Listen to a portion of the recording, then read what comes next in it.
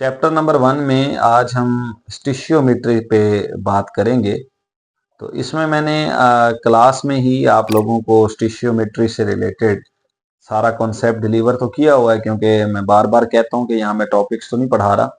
हम क्योंकि short questions और न्यूमेरिकल्स को डील करें, तो आपको जो है ना, मैंने ये क्लास में स्टिशियोमेट्री की डेफिनेशन कि बैलेंस केमिकल इक्वेशन लिखना, रिएक्टेंट्स और प्रोडक्ट्स के बीच में क्वांटिटेटिव रिलेशनशिप देखना, दैट इज स्टिशियोमेट्री।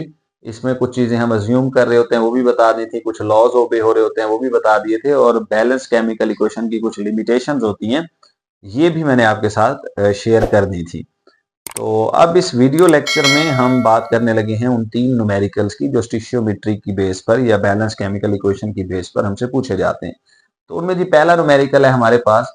हमसे कहा जा रहा है कि मैस ऑफ K2SO4 फाइंड कीजिए, मैस ऑफ वाटर फाइंड कीजिए, मतलब कितना K2SO4 बनेगा, कितना वाटर बनेगा, कितने मॉलिक्यूल्स ऑफ वाटर बनेंगे। बात तो खैर एक ही है, यहाँ मैस ऑफ वाटर बताना है, यहाँ मॉलिक्यूल्स ऑफ वाटर बताने हैं आपने। तो कब बताना है ये? When mess of KOH is 14 ग्राम, और ये मैं इक्वेशन अभी लिखूंगा। KOH बेसिकली जब H2SO4 के साथ रिएक्ट करता है तो ये बनाता है K2SO4 और वाटर। तो वो पूछ रहा है कि अगर मैं 14 ग्राम KOH को रिएक्ट करवाऊं H2SO4 के साथ तो कितना K2SO4 और कितना वाटर बनेगा। तो इसमें ना, जैसे मैं कहता हूं अक्सर कि आपके पास 14 ग्राम है KOH के, आप इसके मोल बना लीजिए। मोल के लिए जाहिर है मोलर मैस चाहिए होगा, तो यहां पे मैं मोलर मैस फाइंड करूंगा KOH का। मोलर मैस ऑफ KOH ये हमारे पास बनेगा, यहां पे पोटाशियम का 39 है, ऑक्सीजन का 16 है, हाइड्रोजन का 1 है। तो 39 और 1 40 और 16 ये हो जाएगा 56 gram per mole. This will be the molar mass of KOH। अब मैं नंबर ऑफ मोल बना लेता हूं, तो number of moles of KOH हमारे पास आएंगे 14 divided by 56। Answer will be 0.25 moles, ये आ जाएंगे हमारे पास। 0.25 मोल्स हमारे पास आंसर आ जाएगा। मतलब हमें KOH के 14 ग्राम्स दिए गए थे या 0.25 मोल्स दिए गए थे, एक ही बात है। अब ना मैं आपके सामने बैलेंस्ड इक्वेशन लिखता हूं जिसकी बेस पर पूरा क्वेश्चन हमसे किया जा रहा है। देखिए बेसिकली ना, KOH रिएक्ट करता है H2SO4 के साथ, और यहां पे अगर मैं इसको, दिस इज एरो, और प्रोडक्ट्स जो है ना वो बनते हैं K2SO4 प्लस वाटर, ये प्रोडक्ट्स हैं। तो ये बेसिकली हमसे यही पूछ रहा है कि जब KOH H2SO4 से रिएक्ट करता है तो K2SO4 और वाटर बनता है। बताइए अगर हम 14 ग्राम KOH को रिएक्ट करवाएं H2SO4 के साथ तो फिर कितना K2SO4 और कितना वाटर बनेगा। उम्मीद है क्वेश्चन की आपको समझ आ गई होगी कि KOH H2SO4 से रिएक्ट करके K2SO4 और वाटर बनाता है। अगर मैं इसके 14 ग्राम को रिएक्ट करवाता हूं तो फिर कितने ग्राम इसके बनते हैं और कितने ग्राम इसके बनते हैं। तो वेरी सिंपल, यहाँ पे हम ना फॉर्मूले लिखेंगे, जो फॉर्मूला बन सकता है वो फॉर्मूला बनाएंगे, एंड आफ्टर दैट हम इसको कैलकुलेट कर लेंगे। तो इसको आप बैलेंस भी कर दें, 2 और 2, तो इस तरीके से ये इक्वेशन बैलेंस हो जाती है। तो अब ना मैं फाइंड करता हूं मैस ऑफ K2SO4 कि K2SO4 कितना बनेगा जब 14 ग्राम KOH रिएक्ट करेंगे। देखें सिंपल है, आपको नंबर ऑफ मोल्स वाला फॉर्मूला मैंने बताया हुआ है ना, यहाँ पे मैं बता देता हूँ कि नंबर ऑफ मोल्स बराबर होते हैं मैस इन ग्राम ओवर मोलर मैस, हम ऐसे लिखते हैं। तो मैंने कहा था कि जरूरी नहीं कि आप मैस को मोलर मैस पे डिवाइड करके मोल बनाएं, आप मैस भी फाइंड कर सकते हैं। किस तरह? मोल्स को मोलर मैस के साथ मल्टीप्लाई करके, सिंपल। तो आप क्या करेंगे, मैस ऑफ K2SO4 लेने के लिए आप यही फॉर्मूला यूज कीजिए। मोल्स ऑफ K2SO4 मैं इस तरह लिखता हूं, एन से रिप्रेजेंट करते हैं मोल्स को। मैं नंबर ऑफ मोल्स पूरा फिक्रा लिख के वो जगह ऐसे खामखा, और इधर मोलर मैस ऑफ K2SO4 मुझे चाहिए। तो मेरा अब ये फर्ज बनता है कि मैं ये पता लगाऊं कि 14 ग्राम KOH या 0.25 मोल्स ऑफ KOH, एक ही बात है ना। 14 ग्राम KOH 0.25 मोल्स ऑफ KOH, एक ही बात है। इनको रिएक्ट करवाने से कितने मोल्स पैदा होंगे K2SO4 के। और फिर उसको मोलर मैस से ज़रब दे के मैं मैस बना लूंगा, मोलर मैस से मल्टीप्लाई करके मैं मोल्स का मैस बना लूंगा। तो ये इक्वेशन 1 डेवलप हो गई, इसमें ये दो चीजें मुझे चाहिए। तो देखिए जहां तक बात है मोलर मैस ऑफ K2SO4 की, तो ये तो बहुत आसान है।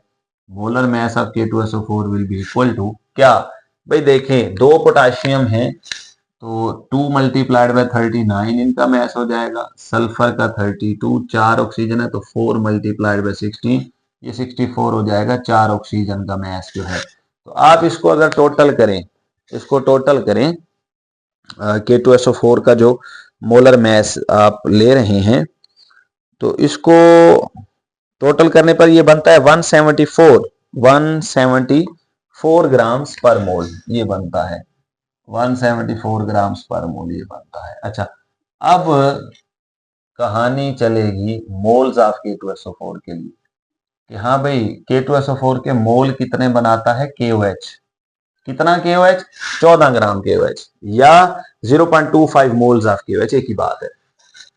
तो मैं ना यहाँ पे KOH के मोल्स को, हालांकि मुझे मैथ दिया गया था लेकिन मुझे पता था ना सिचुएशन का कि यहाँ पे मुझे मोल्स की जरूरत पड़ेगी और मोल्स जो है वो निकालने के लिए मुझे KOH के मोल्स बना लेने चाहिए, मैंने बना लिए थे एडवांस।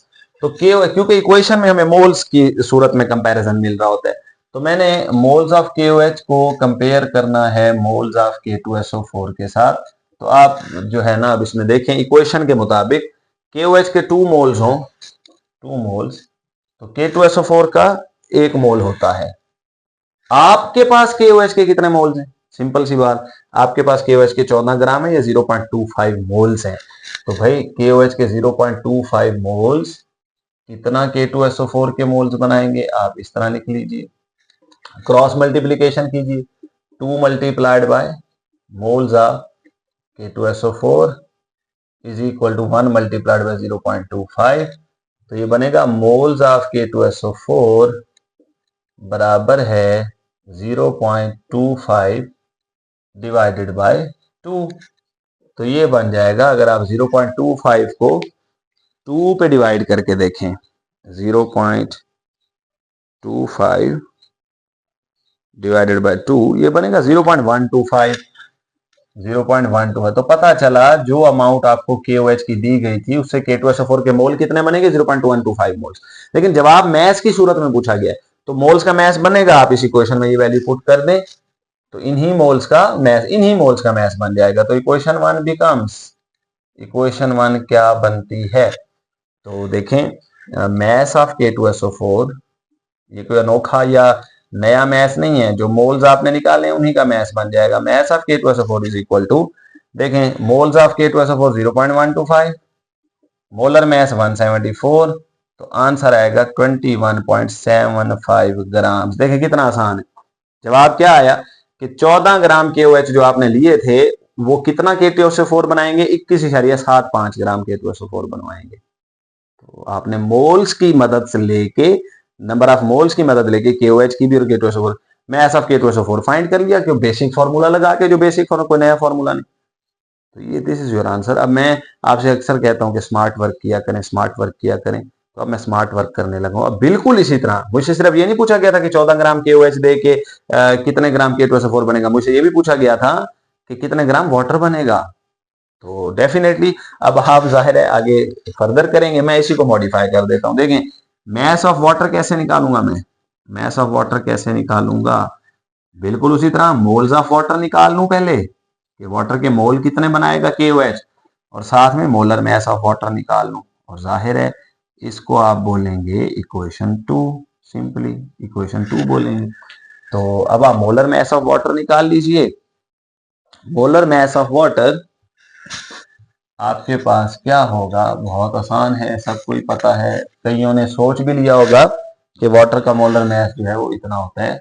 तो H2O, 2 हाइड्रोजन का 2 और ऑक्सीजन का 16, ये बन जाएगा 18 ग्राम पर मोल, ऐसे करना, ठीक हो गया। तो अब क्या रह गया, मोल्स ऑफ वाटर कितने बनेंगे, उन्हीं मोल्स का फिर हम मैस बना लेंगे। तो देखिए मोल्स ऑफ वाटर के लिए मैं क्या करूं, बिल्कुल वही तरीका, यहाँ मोल्स ऑफ वाटर को कंपेयर कीजिए moles of moles of KOH को कंपेयर कीजिए मोल्स ऑफ वाटर के साथ। ठीक हो गया। अच्छा, अब इक्वेशन कहती है कि KOH के 2 मोल हो तो वाटर के भी 2 मोल होते हैं, आप ऐसे लिख दें। अच्छा, तो KOH के 0.25 मोल्स हो तो वाटर के कितने मोल्स होंगे? वाटर के कितने मोल्स होंगे? देखें, क्रॉस मल्टीप्लाई करें आप तो यहाँ पे moles of water multiplied by 2 और यहाँ भी 0.25 मल्टीप्लाइड बाय 2 हो जाएगा। तो ये जब इस तरह की सिचुएशन बनेगी तो देखें जवाब जो है वो वाटर के मोल्स का भी कितना आएगा? 0.25 मोल्स ही आएगा। जितने KOH के मोल उतने वाटर के मोल। अब खैर इसको आप इक्वेशन 2 में पुट कर दें तो इक्वेशन 2 में पुट करने से मैस ऑफ वाटर कितना आएगा? मैस ऑफ वाटर कितना आएगा? देखें 0.25 मल्टीप्लाइड बाय मोलर मैस 18। तो जब आप इसको इससे मल्टीप्लाई करेंगे तो ये बनेगा 4.50 ग्राम, मतलब 4.5 ग्राम। तो क्या समझ आई कि 14 ग्राम KOH को रिएक्ट करवाने से 21.75 ग्राम K2SO4 बनेगा, 4.5 ग्राम पानी बनेगा। आखिरी चीज, मॉलिक्यूल्स ऑफ वाटर भी पूछे हुए थे, कोई मसला नहीं। तो number of molecules of water बहुत आसान है निकालना। देखें आपने पढ़ा हुआ है, मैंने कहा हुआ है कि जब भी पार्टिकल्स की तादाद निकालनी हो, मॉलिक्यूल्स, एटम्स, आयंस, मोल्स को एवोगैड्रो नंबर से ज़रब दे दो, तो आपको पता लग गया ना कि वाटर के मोल्स कितने बने? 0.25। इन्हीं को आपने मैस में कन्वर्ट किया, मैस में। अब मॉलिक्यूल्स में कन्वर्ट कर लो। मोल्स ऑफ वाटर 0.25 मल्टीप्लाई कर दो एवोगैड्रो नंबर से 6.02 इंटू 10 की पावर 23 और अब इसका आंसर निकाल लीजिएगा। अगर इतना सा काम ना हो तो मुझे बता दीजिएगा कमेंट सेक्शन में, मैं इंशाल्लाह ये जवाब भी निकाल के प्रोवाइड कर दूंगा। तो ये बहुत सिंपल है। दिस वाज अ स्टिशियोमेट्रिक कैलकुलेशन या स्टोइकियोमेट्रिक कैलकुलेशन जो हमने बैलेंस केमिकल इक्वेशन की मदद से की। अंडरस्टैंड करें, मेरे के ग्लव्स पे गौर कीजिएगा, मैंने इसको बड़े जबरदस्त तरीके से अरेंज किया हुआ है। तो रिवायती तरीके से हट के हम इसको सॉल्व करेंगे। देखिए मैंने इक्वेशन लिखी है आपके सामने कि मैग्नीशियम रिएक्ट करती है HCl के साथ, मैग्नीशियम मेटल, और मैग्नीशियम क्लोराइड और हाइड्रोजन गैस बनाती है। अब आपसे क्या कहता है जो बुक वाला है, जो अपनी स्टेटमेंट में वो आपसे क्या कहता है? देखें, वो कहता है कि डेंसिटी जो है ना, डेंसिटी ऑफ HCl सॉल्यूशन, वो आपसे बात कर रहा है HCl सॉल्यूशन की। डेंसिटी ऑफ HCl सॉल्यूशन जो हम यहाँ पे इस्तेमाल करते हैं वो कितनी डेंसिटी का है? वो है जी 1.14 ग्राम पर सेंटीमीटर क्यूब। इतनी डेंसिटी का HCl सॉल्यूशन है। ये स्टेटमेंट के मुताबिक जो HCl सॉल्यूशन की डेंसिटी है वो इतनी है जो हम इस्तेमाल करते हैं मैग्नीशियम से रिएक्ट करवाने के लिए। गौर कीजिएगा कि ग्लव्स पे अब ना डेंसिटी ऑफ HCl सॉल्यूशन आ गई तो वो कहता है कि इसकी जो परसेंटेज वेट बाय वेट है of HCl solution, HCl solution की जो परसेंटेज वेट बाय वेट का क्या मतलब? ये कंसंट्रेशन बताने का एक तरीका है। 27% है। क्या मतलब है इसका? कि अगर HCl सॉल्यूशन के हमारे पास 100 ग्राम हो तो उसमें 27 ग्राम HCl मौजूद है।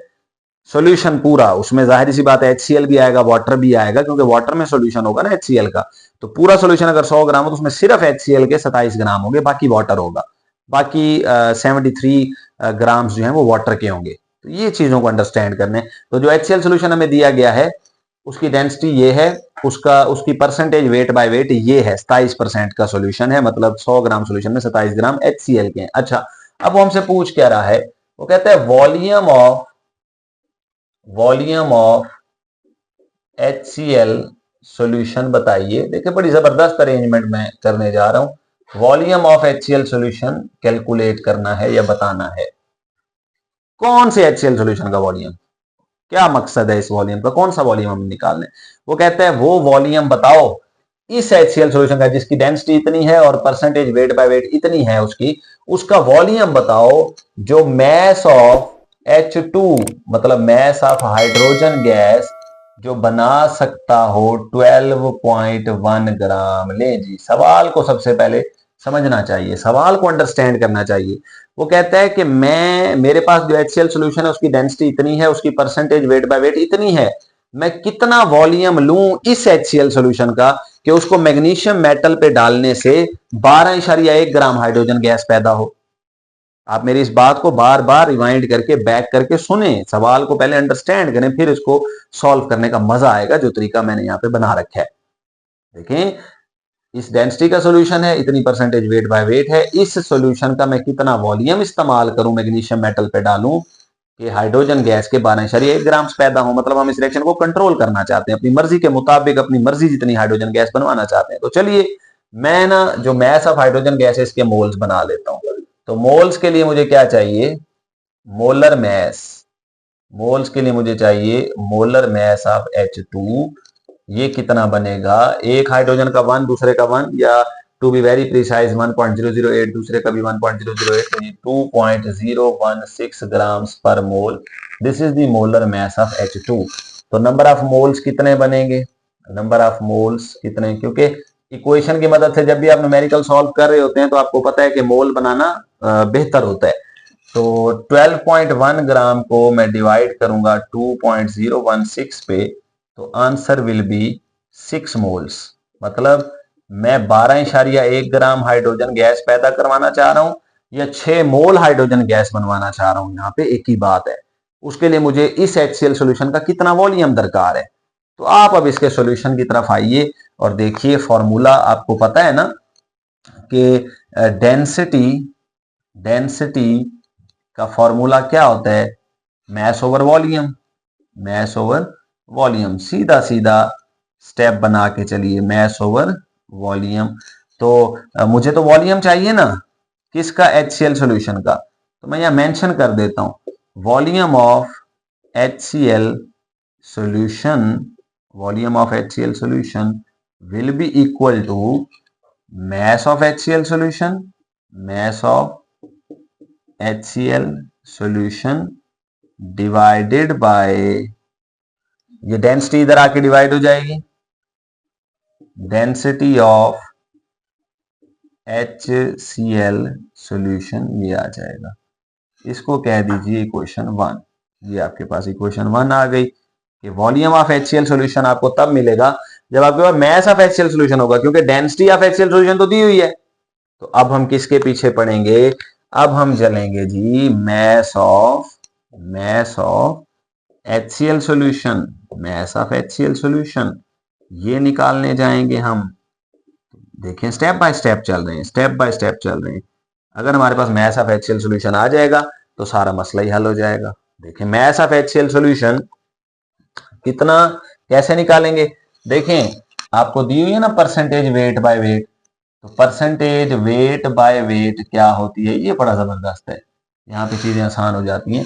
तो परसेंटेज वेट बाय वेट का मतलब है मैस ऑफ HCl का मैस, इसमें मैस ऑफ HCl सॉल्यूशन, क्योंकि ये असूल है कि परसेंटेज वेट बाय वेट हो या कोई भी हो, उसमें ये होता है कि ऊपर आप सोल्यूट का मैस लेते हैं, सोल्यूट इज HCl, नीचे आप पूरे सॉल्यूशन का मैस लेते हैं। तो ऊपर सोल्यूट का मैस लिया, mess of HCl pure HCl, नीचे सॉल्यूशन का मैस लिया, mess of HCl solution multiplied by 100। तो मुझे तो चाहिए ना mess of HCl solution, mass of HCl solution चाहिए मुझे। तो मैं क्या करूंगा, मैं यहाँ पे मैस ऑफ HCl वैसे का वैसे लिखा रहने दूंगा, डिवाइडेड बाय बड़ी काम की बात है, divided by percentage weight by wait हो जाएगा, मल्टीप्लाइड बाय 100 वैसे का वैसे रहेगा। Now this is equation 2। क्योंकि अब इस इक्वेशन को मैं सॉल्व अगर करना चाहूं तो इसमें मेरे पास परसेंटेज वेट बाय वेट है, लेकिन मैस ऑफ HCl नहीं है, pure HCl in the form of solute है सॉल्यूशन के अंदर, सॉल्यूशन का मैस मुझे तभी मिलेगा। तो अब मैं जाहिर सी बात है कैलकुलेट करूंगा mess of HCl, mess of HCl calculate करूंगा। ठीक हो गया जी, लफ्जों पे गौर। तो मैस ऑफ HCl अब मैं कैसे लूं, वही फॉर्मूला जो भी पिछले न्यूमेरिकल में हमने इस्तेमाल किया था, ये क्लास में मैं बार बार इस्तेमाल करवाता हूं। देखिए, मैस ऑफ HCl बराबर होगा, इससे जबरदस्त तरतीब अब इसकी बन नहीं सकती। अब HCl सॉल्यूशन की बात नहीं हो रही, HCl की बात हो रही है। देखो, सोल्यूट में और सॉल्यूशन में फर्क है, सॉल्यूशन में सोल्यूट वाटर के साथ शामिल हो जाता है, वाटर भी उसके साथ शामिल होता है, क्योंकि एक्वा सॉल्यूशन की बात हो रही है। तो मैस ऑफ HCl क्या होगा, देखें, जैसे अभी पिछला न्यूमेरिकल सॉल्व किया, moles of HCl multiplied by molar mass of HCl। अब इसको कह दीजिए इक्वेशन 3, क्योंकि मैस ऑफ HCl तब आएगा जब आपके पास मोल्स ऑफ HCl होंगे और मोलर मैस ऑफ HCl होगा। देखिए मोलर मैस ऑफ HCl तो फॉर्मूले से निकलेगा, निकाल लो। हाइड्रोजन का 1, क्लोरीन का 35.5, तो this will become 36.5 grams per मोल, ये बनेगा। अच्छा अब ना मोल्स ऑफ HCl नहीं है, तो मोल्स ऑफ HCl मैं लेना चाहता हूं, उसके लिए आप मोल्स ऑफ HCl और मोल्स ऑफ हाइड्रोजन गैस को कंपेयर कर लीजिए, क्योंकि हाइड्रोजन गैस के मोल्स आपको दिए गए हैं ना। अब इक्वेशन के मुताबिक इसका 1 मोल हो तो HCl के 2 मोल होते हैं, इसका 1 मोल हो तो इसके 2 मोल इस्तेमाल होते हैं। अब आप इसके कितने मोल बनवाना चाह रहे हैं? मैं बनवाना चाह रहा हूं 6 मोल। तो इसके 6 मोल बनवाने के लिए मुझे HCl के कितने मोल्स चाहिए होंगे, इस तरह कह लीजिए।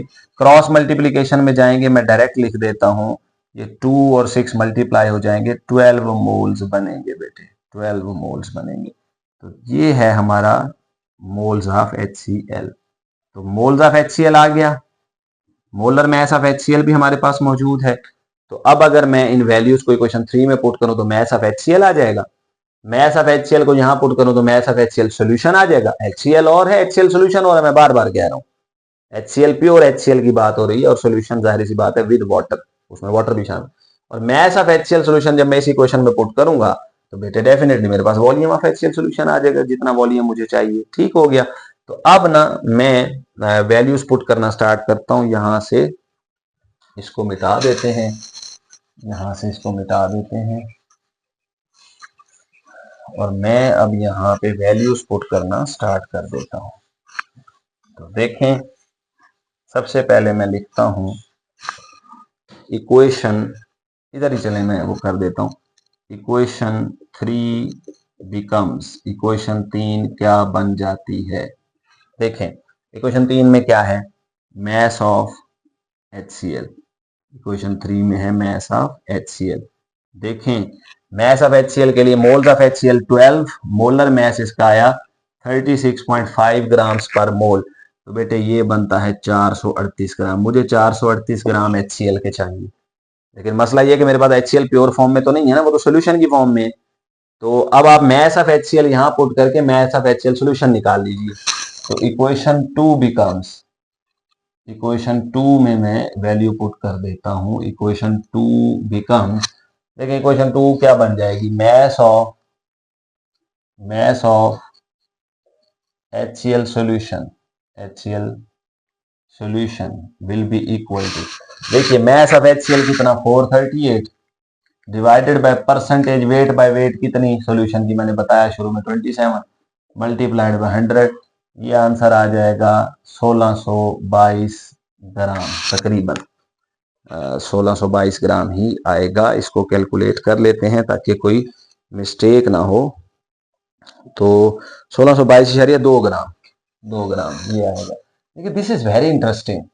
अब इसका मतलब क्या निकला कि अगर मैं HCl के 438 ग्राम लेना चाहता हूं तो मुझे HCl सॉल्यूशन के कितने ग्राम लेने पड़ेंगे, 1622 ग्राम, क्योंकि 27% सॉल्यूशन की फॉर्म में है ना मेरे पास HCl। देखिए बात को अंडरस्टैंड करिए, बात बिल्कुल वैसी है कि जैसे मिसाल के तौर पर मुझे 20 ग्राम चीनी चाहिए, मैंने 20 ग्राम चीनी जो है वो प्योर फॉर्म में है तो डायरेक्ट तोल लूंगा, लेकिन हो सकता है वो मेरे पास प्योर फॉर्म में ना हो, सोल्यूशन की फॉर्म में हो। अच्छा सोल्यूशन की फॉर्म में ऐसी है, ऐसा सोल्यूशन है मेरे पास शुगर का कि 100 ग्राम सोल्यूशन में 10 ग्राम चीनी है। अब मुझे चीनी कितनी चाहिए, 20 ग्राम, लेकिन वो सोल्यूशन की फॉर्म में है, 100 ग्राम सोल्यूशन में 10 ग्राम चीनी है। तो 20 ग्राम चीनी लेने के लिए मुझे सोल्यूशन कितने ग्राम लेना पड़ेगा, 200 ग्राम।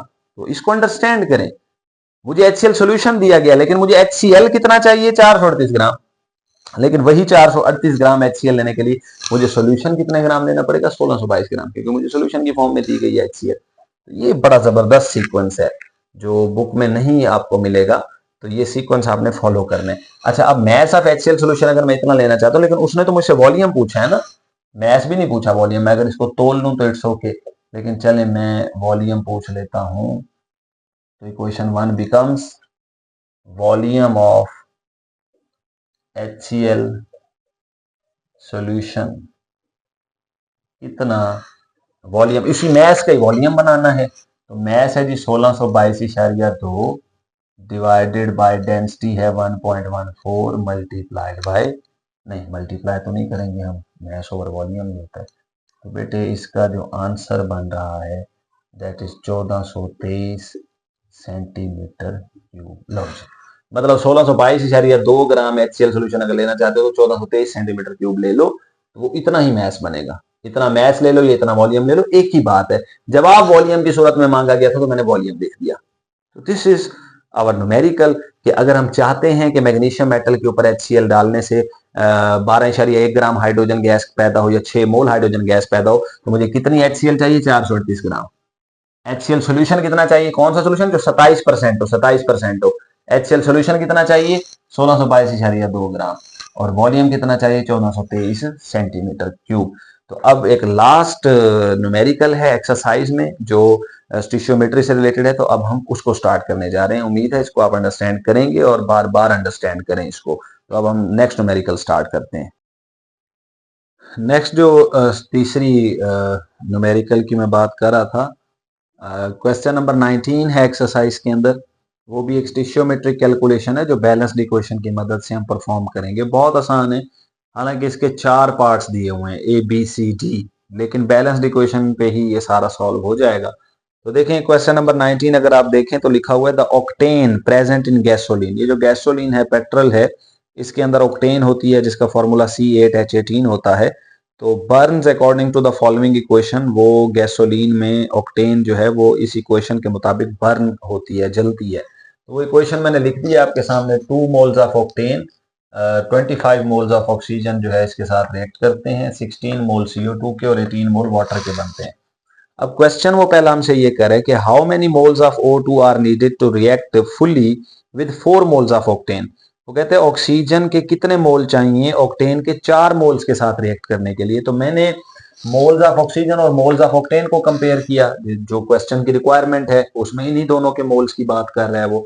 तो वो कहता है कि मोल्स ऑफ ऑक्सीजन कितने चाहिए 4 मोल्स ऑफ ऑक्टेन के लिए। तो आप क्वेश्चन में देखें 25 मोल चाहिए होते हैं ऑक्सीजन के, इक्वेशन के मुताबिक आप देख सकते हैं। कितने मोल्स ऑक्टेन के लिए? 2 मोल्स ऑक्टेन के लिए, ठीक है। तो वो कहता है 4 मोल्स ऑफ ऑक्टेन के लिए कितने मोल्स चाहिए होंगे ऑक्सीजन के। तो मोल्स ऑफ ऑक्सीजन जो है वो जाहिर सी बात है आप यहाँ पे इसको एज सच लिख दें, मोल्स ऑफ O2, क्योंकि ये हमने फाइंड करना है। अब क्रॉस मल्टीप्लाई कर लें तो ये बनेगा 2 इंटू मोल्स ऑफ O2 और ये बराबर हो जाएगा 4 इंटू 25। तो मोल्स ऑफ O2 आपके पास आ जाएंगे, moles of O2 will be equal to 4 into 25 divided by 2।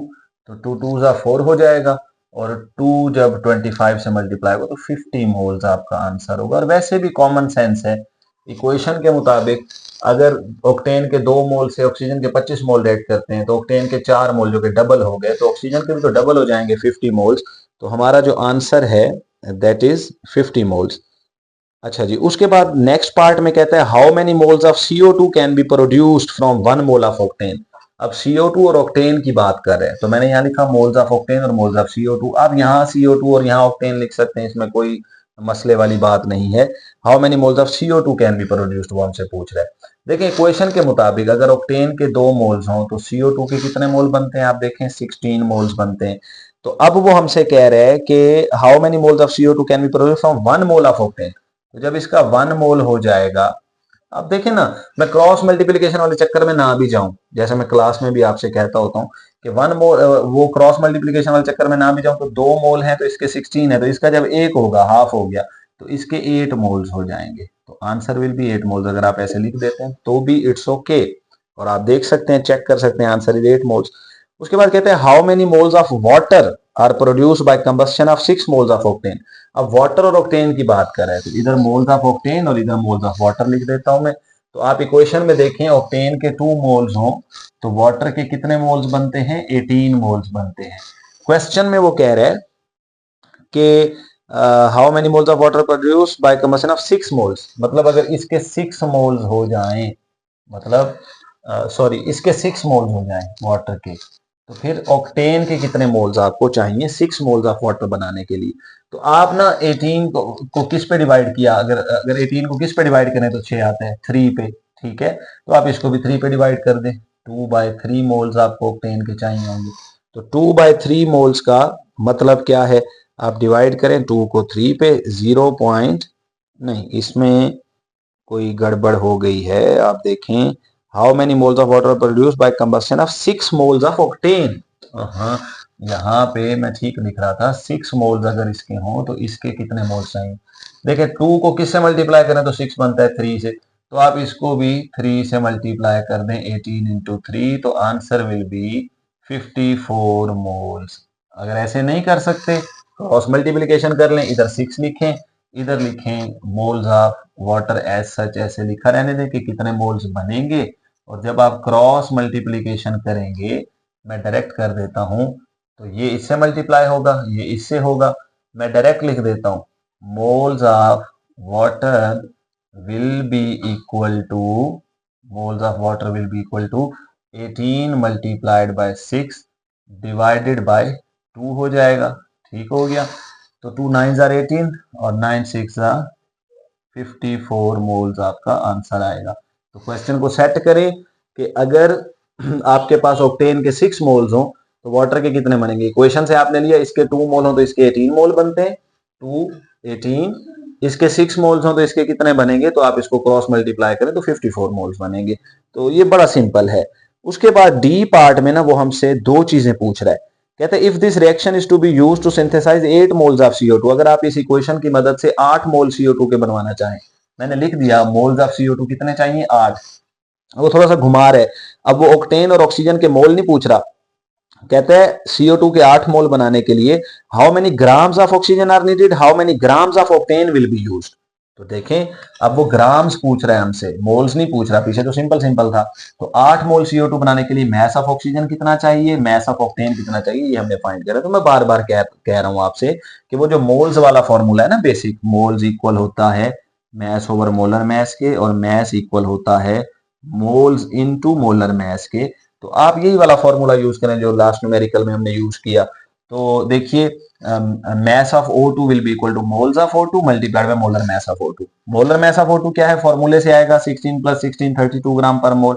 अब क्या नहीं है, मोल्स नहीं है हमारे पास O2 के, तो आप मोल्स ऑफ CO2 के साथ मोल्स ऑफ O2 को कंपेयर कर लें। CO2 के साथ क्यों किया, क्योंकि उसने हमसे CO2 के 8 मोल बनवाने का कहा है। तो आप इक्वेशन में देखें कि अगर CO2 के 16 मोल्स हो हमारे पास तो O2 के 25 मोल होते हैं। तो आपको CO2 के कितने मोल बनवाने का कहा गया है 8 मोल। तो यहाँ पे आप देखें अगर इसके 8 मोल हो, 16 का हाफ हो गया 8, तो ये भी 25 का हाफ हो जाएगा 12.5। तो ऑक्सीजन के 12.5 मोल रिक्वायर्ड होंगे, तो moles of oxygen will be equal to 12.5 moles. Equation में पुट करें moles of oxygen 12.5, molar mass 32, तो आंसर विल बी 400 ग्राम। मतलब मोल्स की बजाय आपने ग्राम्स में जवाब दिया, सिर्फ इतना सा फर्क है। तो 400 ग्राम ऑक्सीजन चाहिए होगी आपको अगर आप 8 मोल CO2 के बनवाना चाहते हैं इस इक्वेशन की मदद से। क्लियर है, सिंपल है। सिमिलरली मैस ऑफ ऑक्टेन आप फाइंड करेंगे, मैं इसी को मॉडिफाई कर देता हूं। Mass of octane will be equal to moles of octane, मतलब मोल्स ऑफ C8H18 लिख देता हूं मैं, into molar mass of octane C8H18, ऐसे कर देता हूं। इसको मैं कह देता हूं इक्वेशन 2, दिस इज इक्वेशन 2। अब आप मोलर मैस ऑफ ऑक्टेन तो फॉर्मूले से निकाल लेंगे C8H18। देखें 8 कार्बन है तो 12 ज़रब 8 प्लस 18 हाइड्रोजन है, तो एक होता है हाइड्रोजन का, तो 18 का 18 होगा। ठीक है, तो आप ना अगर इसको कैलकुलेट करें 96 होता है 12 इंटू 8 प्लस 18, ये बनेगा 114 ग्राम पर मोल, 114 ग्राम पर मोल बनेगा आपके पास मैस जो है, मोलर मैस जो है ऑक्टेन का। अब मोल्स फाइंड कर लें ऑक्टेन के, क्योंकि मोल नहीं आएंगे तो मैस ऑफ ऑक्टेन भी नहीं आएगा। तो हम यहाँ पे मोल्स ऑफ ऑक्टेन देखो CO2 को तो वैसे ही रखना है ना मैंने, क्योंकि CO2 बनवाने की बात हो रही। इधर मैं C8H18 ये लिखता हूं। तो इक्वेशन के मुताबिक आप देखें ऑक्टेन के 2 मोल्स हों तो CO2 के 16 मोल बनते हैं। अब CO2 के वही 8 मोल बनवाने, वही 8 मोल बनवाने, हाफ हो गया। तो इसके 2 का हाफ क्या हो जाएगा, 1 हो जाएगा, जाहिर सी बात है। तो मोल्स ऑफ ऑक्टेन आपको कितने चाहिए 8 मोल ऑफ CO2 बनवाने के लिए, तो जवाब आया 1 मोल चाहिए हमें, 1 मोल चाहिए। तो इक्वेशन 2 में वैल्यूज पुट कर दें तो मैस ऑफ ऑक्टेन आ जाएगा आपके पास इक्वल टू 1 मोल, मोल 1 है, इसमें 1 पुट करें, मोलर मैस की जगह पुट करें 114, तो आंसर विल बी 114 ग्राम, 114 ग्राम। तो 8 मोल CO2 बनवाने के लिए आपको 400 ग्राम ऑक्सीजन चाहिए, 114 ग्राम ऑक्टेन चाहिए आपको। तो ये था आपका क्वेश्चन नंबर 19 एक्सरसाइज का, जो कि एक स्टिशियोमेट्रिक कैलकुलेशन ही है। तो ये तमाम कैलकुलेशन जो है स्टिशियोमेट्रिक कैलकुलेशन हमने की हैं आज। तो कल इंशाल्लाह एक नए टॉपिक के साथ आएंगे, उसको डिस्कस करेंगे। तो इसको आप अच्छे से अंडरस्टैंड करें, अपने रजिस्टर्स के ऊपर नोट डाउन करें। अगले लेक्चर में मिलेंगे। खुदा हाफिज।